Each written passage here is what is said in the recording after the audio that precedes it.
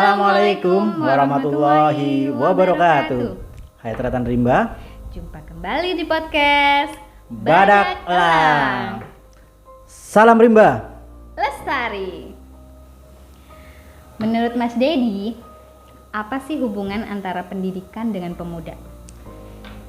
Kalau menurut aku sih, pendidikan dijadikan sebagai sarana untuk menggerakkan para pemuda supaya peka dan dapat memberikan sumbangsihnya bagi masyarakat, serta pada tujuan akhirnya pendidikan yang akan berpengaruh pada tujuan pembangunan yang berkelanjutan.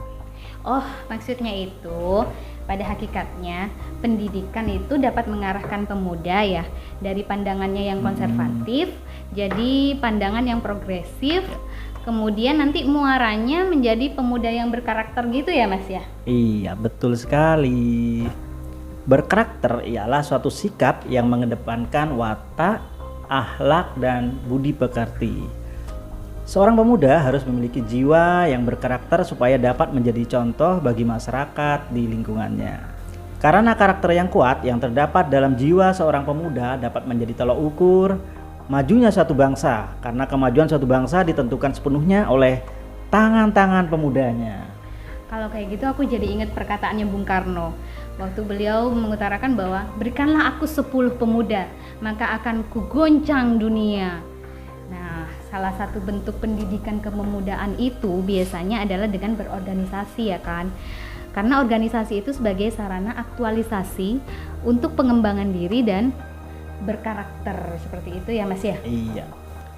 Jadi oleh karena itu perlu kiranya untuk dihadirkan ke tengah-tengah kita role model pemuda dan organisasi kepemudaan yang berprestasi sebagai wujud peran serta pemuda dalam pembangunan berkelanjutan Mas.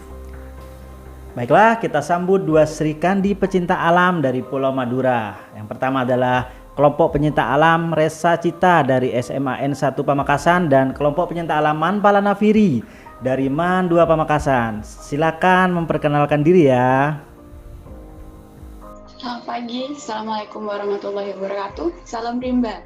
Nama saya Novita Febrianti Rahayu Putri, biasa dipanggil Puput. Saya dulu mantan Ketua Umum Resa Cita Remaja Semansa Cinta Alam angkatan 2012. Untuk angkatannya angkatan 29 aja sih.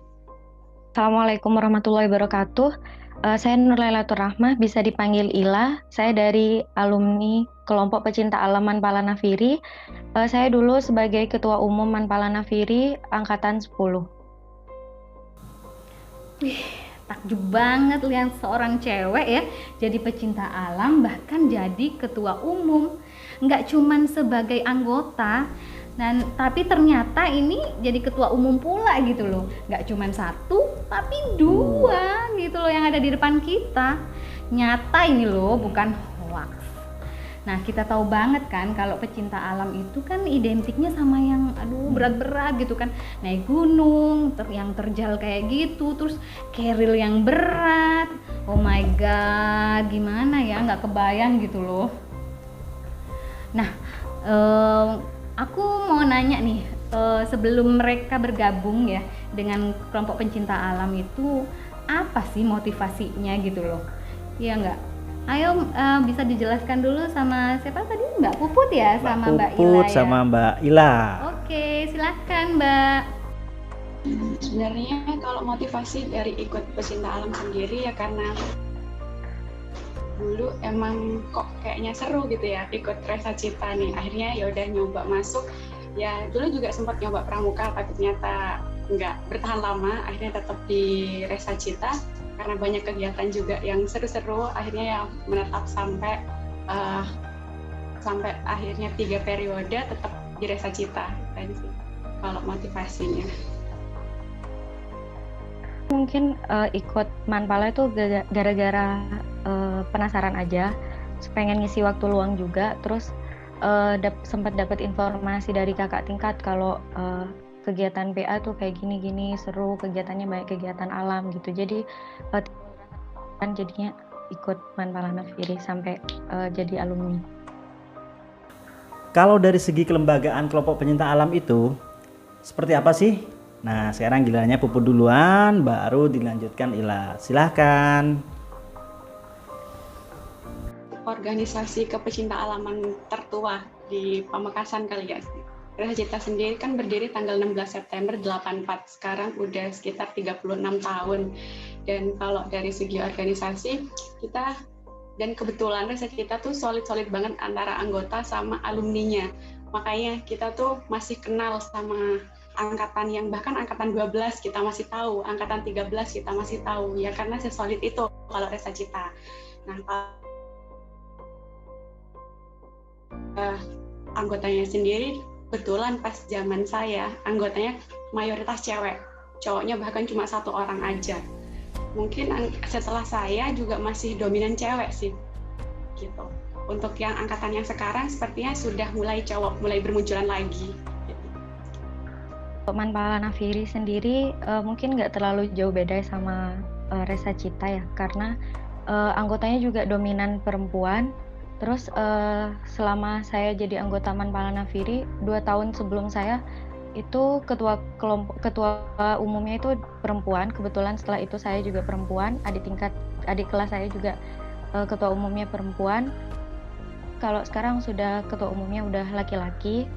Sekarang Manpala Nafiri udah tahun ke-16. Kebetulan kemarin ulang tahun yang ke-16 Manpala Nafiri. Kalau dari Resa Cita sendiri untuk struktur organisasinya yang pasti kita dibawahi sama kepala sekolah. Terus di bawah kepala sekolah ada pembina juga. Terus ada instruktur kita sama ada dewan alumni. Nah, dewan alumni di sini membawahi ketua umum. Jadi dari ketua umum juga ada wakil ketua, terus ada sekretaris dan bendahara.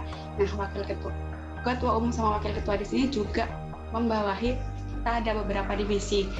Yang pertama ada divisi Litbang, yang kedua ada hutan gunung, sama yang ketiga ada divisi rock climbing, kayak gitu sih untuk struktur organisasi Resa Cita sendiri. Manpala Nafiri sendiri yang pasti struktur organisasi yang tertinggi itu kepala sekolah, di bawahnya ada pembina, pelatih serta dewan alumni.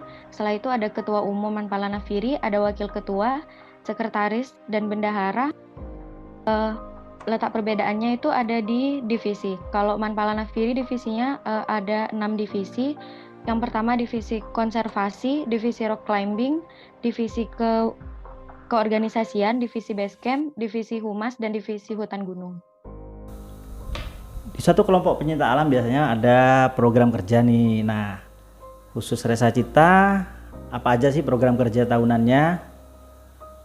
3 divisi tadi, yang pertama ada hutan gunung. Nah, di sini biasanya divisi ini nih kayak mengadakan kegiatan kayak penghijauannya juga di sini. Terus kalau hutan gunung kayak ekspedisi juga biasanya kan kita setiap tahun juga ada ekspedisi. Nah, divisi ini juga yang entah itu dia apa ya namanya survei lokasi kayak gitu-gitu. Untuk yang rock climbing, kebetulan di Pamekasan sendiri kan ada beberapa tempat yang bisa dijadikan tempat rock climbing. Nah, mereka ya juga fungsinya sama di situ, kayak survei lokasi dulu sebelum menentukan kegiatan yang bakalan kita lakukan. Safety nggak sih, aman nggak sih buat kegiatan untuk selanjutnya kayak gitu-gitu. Kalau yang divisi selanjutnya penanaman kayak gitu-gitu ya, mereka menentukan lokasi, terus ya menentukan kegiatan-kegiatannya apa aja yang bakalan dilakukan kayak gitu-gitu aja. Untuk Resa Cita sendiri, kita ada Mars Musyawarah Resa Cita. Nah, Mars ini dilakukan saat akan ada pemilihan ketua umum baru seperti itu. Jadi seluruh alumni yang bisa hadir diminta untuk hadir untuk mengikuti Mars ini. Nah, terus dari Mars ini kita juga bisa menentukan visi misi ketua umum yang baru kayak gitu. Nah, udah pemilihan ini nanti akan ada pelarungan di sini untuk mengesahkan ketua umum yang baru kayak gitu. Nah, selain itu kegiatan tahunan kita juga ada ekspedisi. Nah, ekspedisi di sini kebetulan udah 5 tahun berturut-turut di sini. Resa Cita ekspedisinya ke gunung. Kemarin sempat ke Mahmero, ekspedisi ke Rinjani. Nah, itu salah satu bentuk ekspedisi yang Resa Cita lakukan. Itu kegiatan tahunan ekspedisi yang biasanya dilakukan. Sedangkan untuk Manpala Nafiri, mungkin bisa dijelaskan Mbak Ila program kerjanya Manpala Nafiri itu seperti apa sih? Untuk di Manpala Nafiri sendiri, untuk program tahunannya, yang pertama ada pelantikan calon anggota baru, ada beberapa diklat juga, ada diklat ruang, diklat navigasi, ada pengambilan kartu tanda anggota, serta ada hari-hari besar seperti peringatan hari air, hari pohon, hari bumi. Biasanya juga mengadakan kegiatan latihan gabungan bersama OPA di Pamekasan. Ada juga santunan anak yatim, ada rapat tahunan yang di situ itu fungsinya untuk membahas atau meminta pertanggungjawaban kepengurusan selama 1 tahun, serta ada pengukuhan dan kegiatan-kegiatan yang lain juga.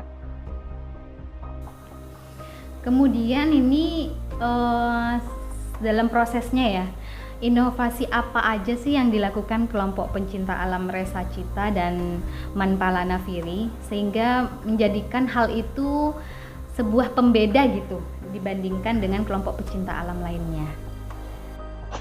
Ya, jadi kalau apa sih yang membedakan Resa Cita sama yang lain kayak gitu ya? Kalau Resa Cita sendiri kan ya pecinta alam, otomatis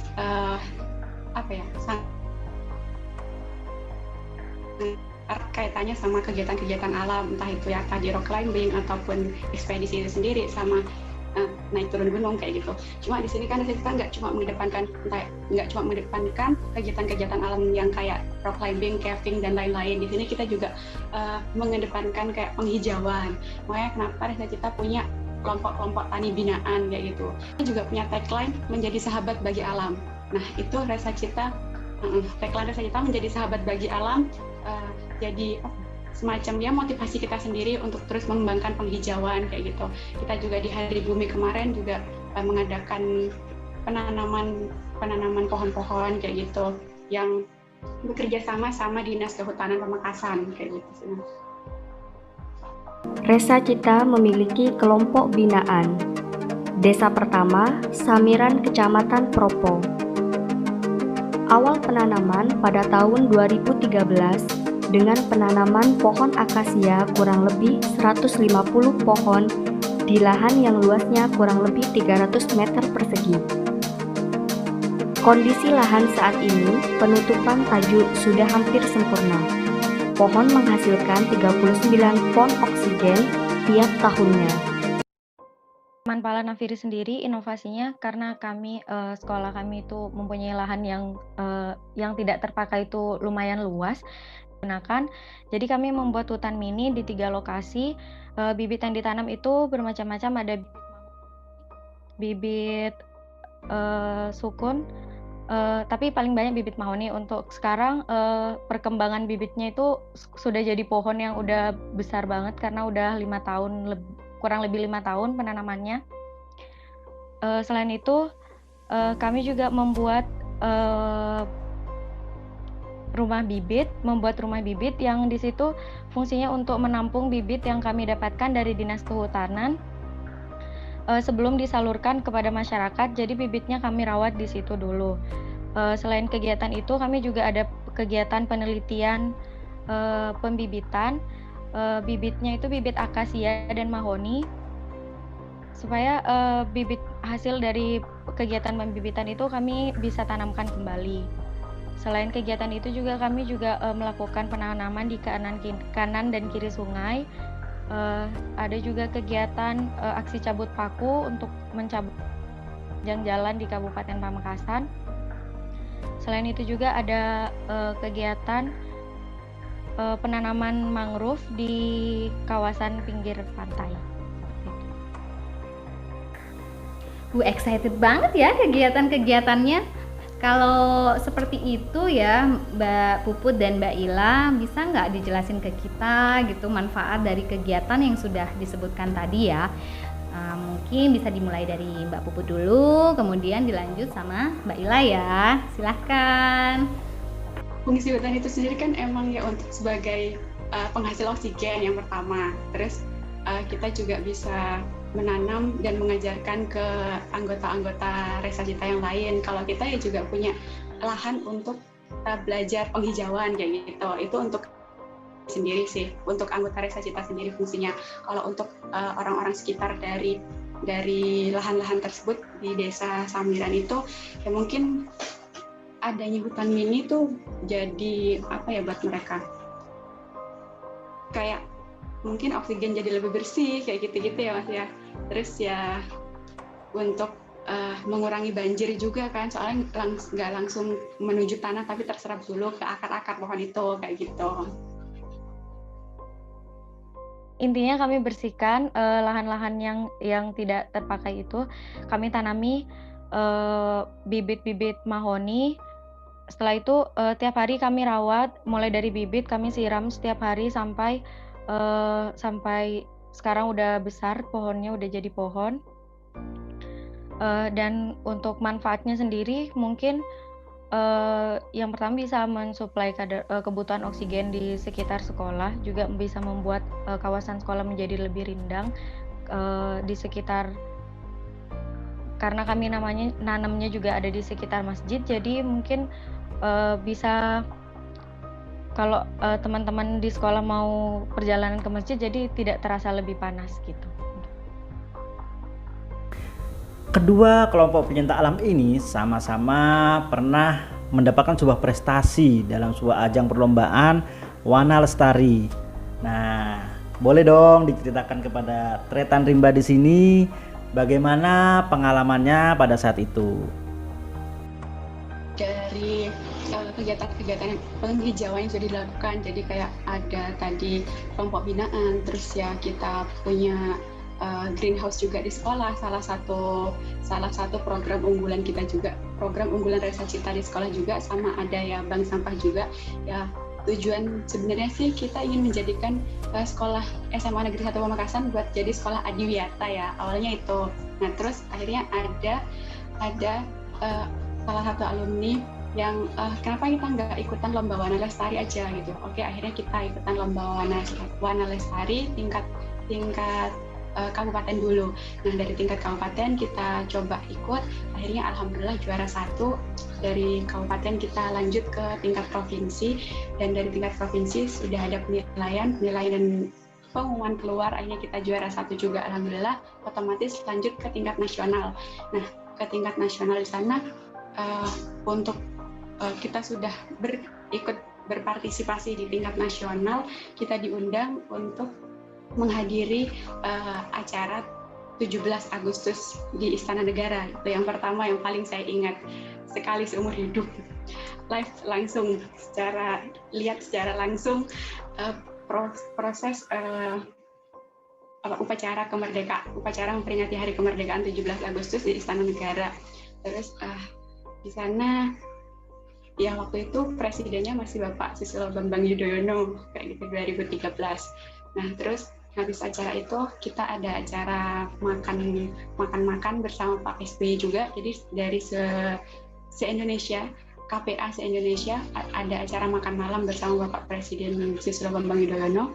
Nah sudah acara itu besoknya ada pengumuman mengenai juara-juara di lomba Wana Lestari tingkat nasional, dan saat itu Resa Cita terpilih menjadi juara harapan 2, dan untuk piagamnya sendiri diberikan langsung oleh Bapak Menteri Kehutanan waktu itu, Bapak Zulkifli Hasan.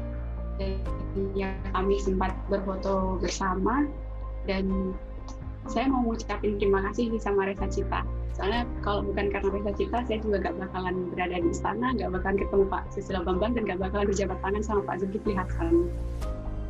Ikuti lomba Wana Lestari di tingkat Kabupaten Pamekasan pada tahun 2013.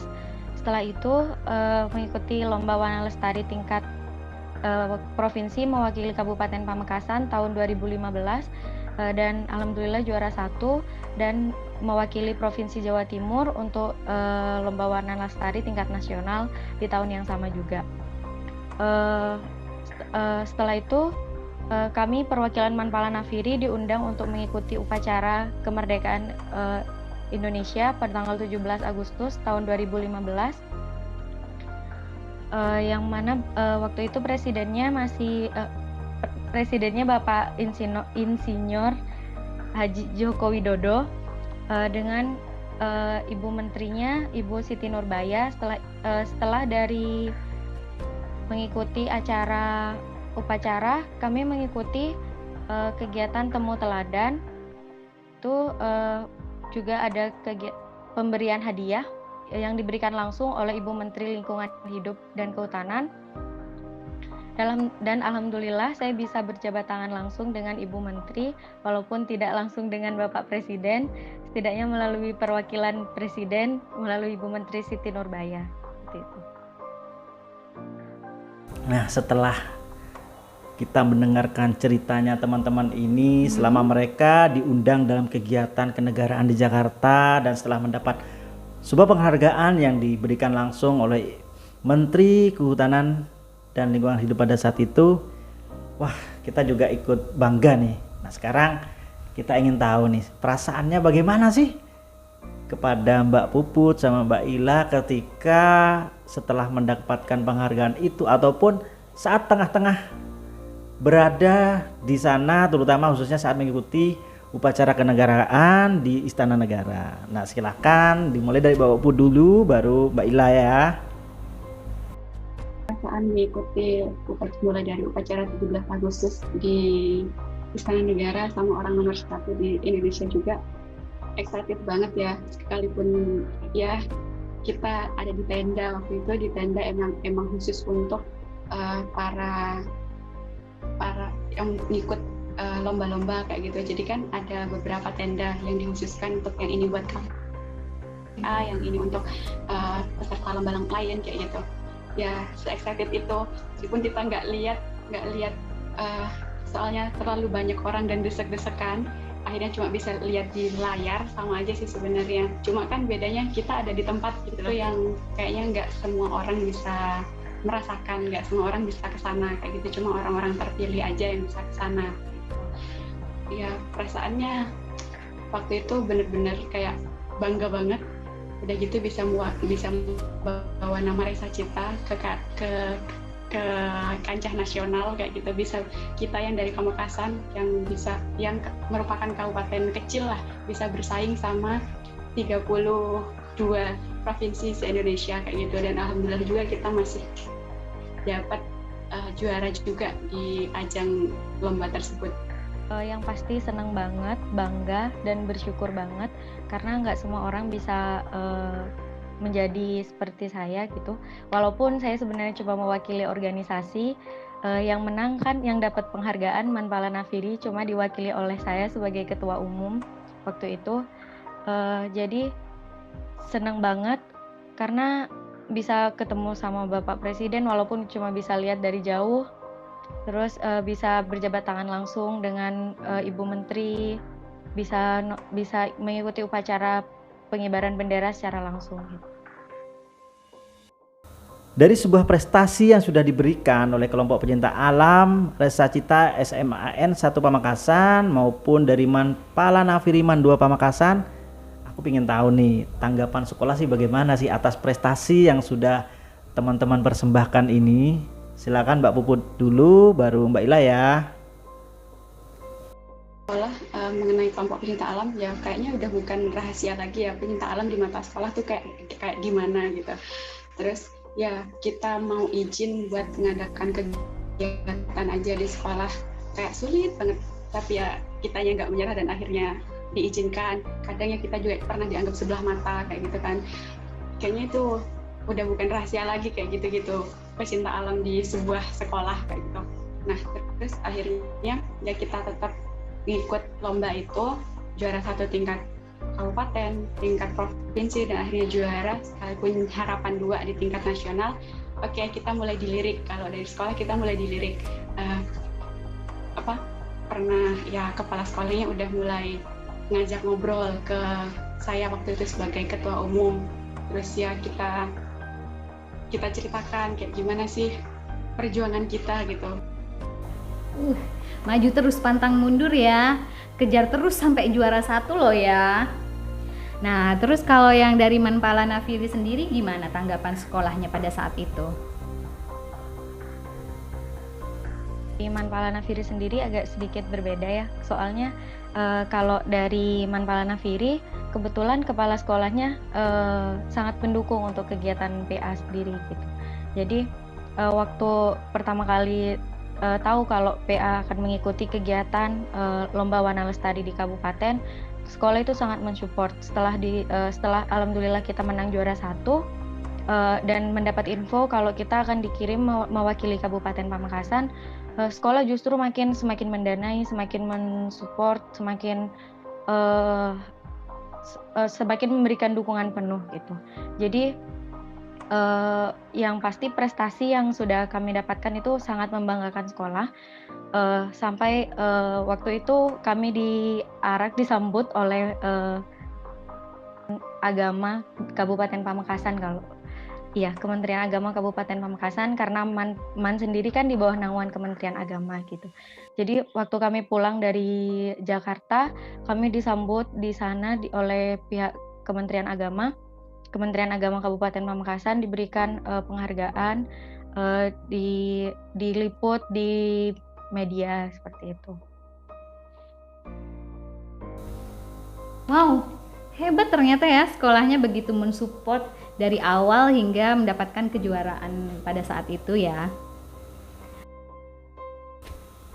Kelompok pencinta alam remaja SMAN 1 Pamekasan atau Resa Cita SMAN 1 Pamekasan pernah menorehkan sebuah prestasi pada tahun 2013 pada saat mengikuti lomba warna lestari tingkat nasional mewakili Provinsi Jawa Timur. Pada saat itu KPA Resa Cita meraih juara harapan 2 di kategori kelompok pencinta alam. Dan untuk kelompok pencinta alam Manpala Nafiri Man 2 Pamekasan pada tahun 2015 juga mewakili Provinsi Jawa Timur dalam lomba warna lestari di tingkat nasional, dan mereka alhamdulillah meraih predikat terbaik di kategori kelompok pencinta alam. Nah, menariknya lagi nih, SMAN 1 Pamekasan ini tidak pernah pantang menyerah. Pada tahun 2017 dia berkesempatan mengikuti lagi mewakili Jawa Timur di lomba warna lestari di kategori kelompok pencinta alam, dan alhamdulillah waktu itu mereka meraih terbaik kedua nasional. Luar biasa.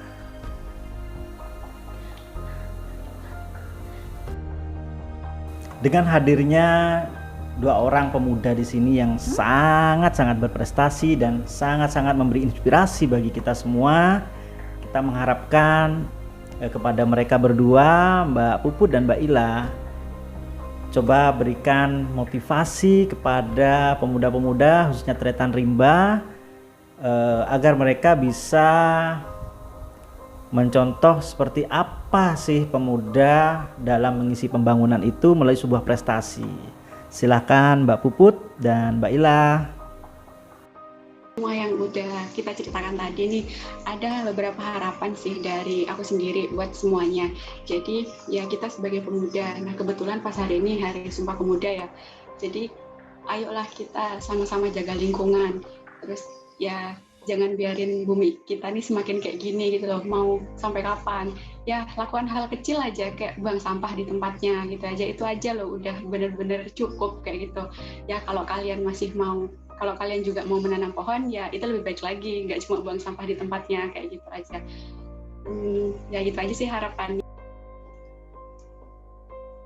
Resa Cita menjadi sahabat bagi alam. Salam rimba, lestari. Teman-teman semua tetap semangat, lakukan hal-hal yang menurut kalian, walaupun lingkungan sekitar atau sekolah atau keluarga itu tidak terlalu mendukung kegiatan yang menurut kita positif, tetap lakukan yang terbaik, jangan patah semangat. Insya Allah karena kita konsisten, kita bisa membanggakan lingkungan kita, bisa membanggakan sekolah, orang tua, dan semuanya. Manpala Nafiri, Tretan Bumi Lestari. Salam rimba, lestari. Di penghujung podcast kita kali ini, kami akan menyampaikan sesuatu bagi seluruh pemuda di Indonesia. Oke, ini yang dari Elang ya. Hal terpenting bagi seorang pemuda adalah membentuk kehormatan, reputasi, dan juga karakter. Dan sebuah bangsa tidak akan kehilangan sosok pemimpin selama pemudanya sering berkelana di hutan, gunung, dan lautan. Jayalah Indonesia! Podcast Badak Elang undur diri terlebih dahulu. Jangan lupa subscribe dan like dan juga share ke semua orang yang Anda kenal ya. Salam rimba. Lestari.